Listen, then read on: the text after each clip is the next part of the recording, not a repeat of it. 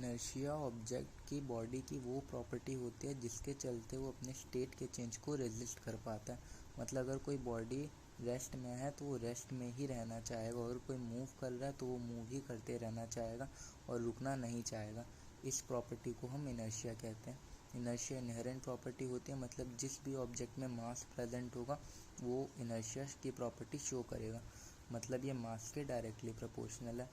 अगर किसी ऑब्जेक्ट के ऊपर नेट एक्सटर्नल फोर्स 0 है तो वो अपने स्टेट ऑफ रेस्ट में ही रहेगा। मतलब 10 सेकंड पे देखो, 20 सेकंड पे देखो, 30 पे देखो, वो आपको रेस्ट में ही मिलेगा।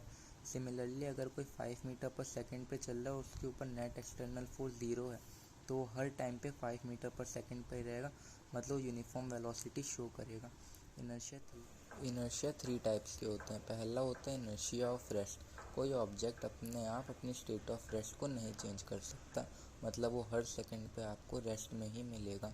इसका सबसे बढ़िया एग्जांपल है कि अगर कोई डस्ट पार्टिकल किसी कारपेट के ऊपर है और अगर आप कारपेट को मारोगे तो कारपेट मोशन में आ जाएगा, बट डस्ट पार्टिकल अपने उसी स्टेट ऑफ रेस्ट में रहेंगे और ग्रेविटी के इन्फ्लुएंस में नीचे आ जाएंगे। सेकंड आता है इनर्शिया ऑफ मोशन। अपने आप कोई ऑब्जेक्ट स्ट्रेट लाइन पाथ में ना ही एक्सीलरेट हो सकता है ना ही डी एक्सीलरेट हो सकता है।